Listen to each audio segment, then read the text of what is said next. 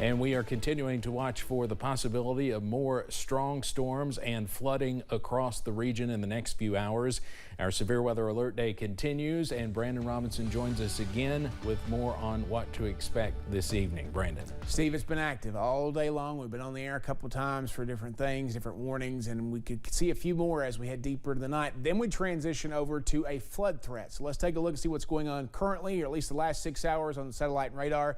We're still checking on reports of possible damage out toward Pulaski County there, maybe a tornado. We're still trying to get confirmation on that. And of course, we're looking at those storms continuing to roll through, and those same storms that went through parts of Pulaski County earlier are now working their way through the central parts of the region off to the east. Now, the good news is some of those warnings are starting to expire a little bit. I do believe we only have the one still in effect there for parts of the area. Let me pull the Weather Service chat back up here. It looks like the only one that still continues right now is for parts of Breathitt, Knott, Letcher, Magoffin, and Perry counties. And that is basically until 4:45, so just a few more minutes. So just a little bit longer, we will be a little bit more on the warning-free side there. Let me see if I can get this to pop up there for you on the screen. I may not be able to get a little bit of the sliver there to get the, oh well, that's all right, we'll move on. But that's the only one we have left in the mountains right now. Tornado watch does continue though until 8 o'clock tonight. We'll have to wait and see if we can get that canceled a little bit early, but it all depends on the track of these storms, and more are trying to fire up off to the west. Temperatures out there. Look at those temperatures out toward Lake Cumberland. Back to 68 in Somerset, 72 in Monticello. Most of the rest of us in the 50s and 60s, and the areas that had some pretty good rain there in the last little bit, and we'll continue to watch that as well. I have more on the full forecast coming up here in just a little bit. Steve?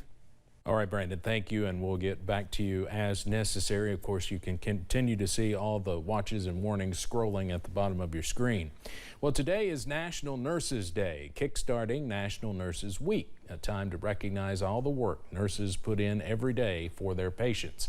WYMT's Keaton Hall spoke with one nurse who's been at Hazard ARH for more than 30 years. It's a community, yes, and it's family. Tony Reynolds has more than 30 years of nursing experience under his belt, all at Hazard ARH. He says being able to dedicate his life to helping the people of Eastern Kentucky in times of need is a blessing. One thing I like about working at Hazard ARH, we're a small community. I like knowing my patients, I like knowing their families, I like knowing where they live, or anything that we may have in common. Tony cares for patients receiving treatments at the Hazard Cancer Center, working hard to promote the health and well-being of his patients and their families, something he says became far more complicated when the pandemic hit, drastically changing the patient experience as visitors were heavily restricted. Since the pandemic, nurses kind of came to the forefront, and I think that people seen, you know, that they were really important and they were on the front lines. He tells me that was just one of many struggles brought on or heightened by the pandemic, but adds those changes brought more attention to the sacrifices nurses make in the spirit of taking care of others first.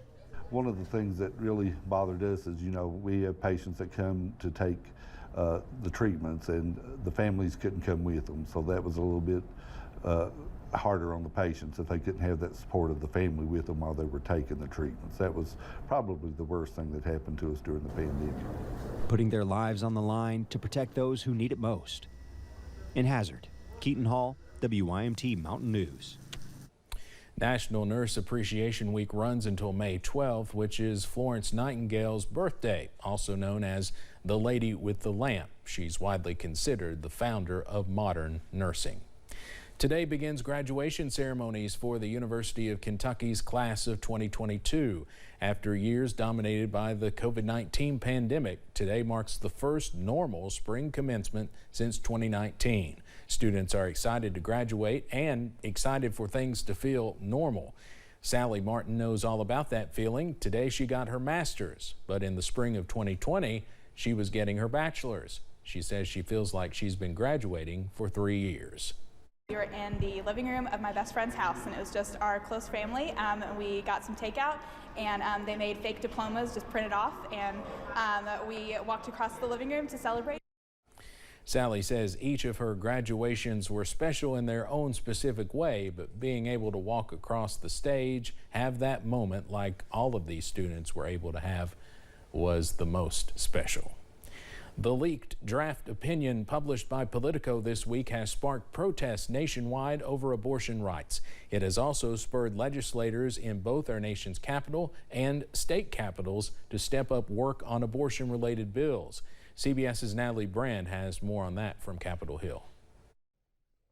Anti-abortion rights advocates rallied in Atlanta Friday afternoon. I'm pro-life because I'm a human being. Demonstrations on both sides of the issue are taking place in cities nationwide as senators head home for the weekend to hear from constituents ahead of a planned vote next week to make abortion rights legal nationwide. In a pregnancy, I don't believe that it is the state that should intervene with its heavy hand and make the decision. If Roe versus Wade is struck down by the Supreme Court, abortion rights will be decided by individual states. I think those decisions should be made by the elected representatives of the people back in the various states.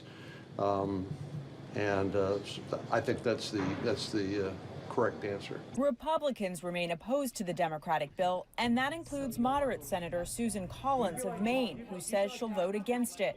Senator Collins and Alaska Republican Lisa Murkowski have proposed a more narrow bill to codify Roe, but keep protections for health providers who oppose abortion on religious grounds. We are not looking to compromise something as vital as this. States and legal experts are already anticipating what could be the next wave of legal battles.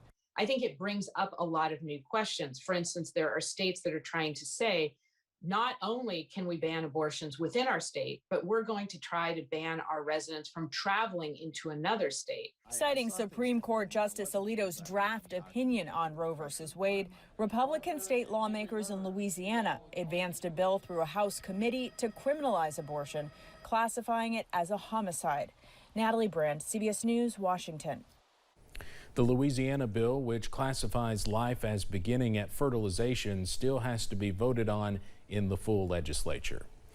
Johnny Depp testified under oath for 4 days that he never hit his ex-wife Amber Heard. Now she is telling the same court he was lying. Heard testified in great detail yesterday about Depp's alleged physical abuse. Depp is suing her for $50 million because he claims she ruined his career by going public and describing herself as a domestic abuse survivor.